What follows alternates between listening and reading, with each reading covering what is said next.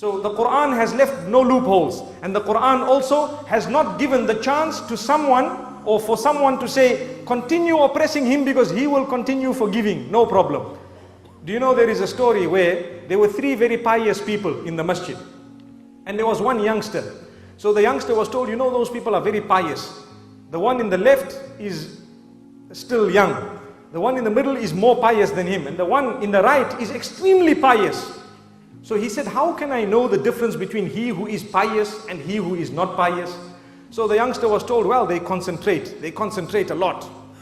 So he said, all right, let me see. He went to the first one, Salamu alaikum. No response. He was involved, this man was involved in his dhikr and recitation of the Quran, no response. So this youngster decided to give him one clap on his face. So the poor pious person got one clap on his face, and as though nothing had happened, he continued reciting. Now the man says, yes, truly these people are pious. And the sign of it is that they don't even notice what goes on around them. Let me go and see the one who's more pious than him. So he moved slightly to the right, and he greeted again, no response. He gave this man one solid clap. The man got up and says, is your hand okay, brother? Is your hand okay, brother? So this man was shocked to say, he is not conscious of what happened to him, but he is conscious of the pain that came on my hand. Allahu Akbar. Look at how pious he is. So now this is obviously teaching people how to forgive, isn't it? They didn't even discuss that it was a sin. So now this youngster is thinking to himself, whoa, that man on the right must be the most pious. Let's see what he does. He went, he greeted him, again no response. He gave him one solid clap. That man got up and gave the youngster two claps.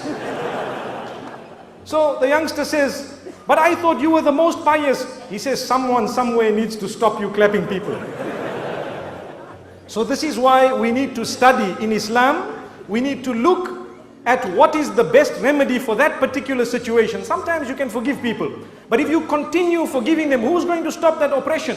This is why the hadith says that if you do not stop an oppressor from oppressing others, then chaos will overtake the whole community, and then you will make dua to Allah subhanahu wa ta'ala and He won't respond, because you will be collectively guilty of having allowed an oppressor to keep on oppressing or keeping on oppressing the rest of the people. So it's important that we balance it as we have been taught. May Allah subhanahu wa ta'ala grant that to us.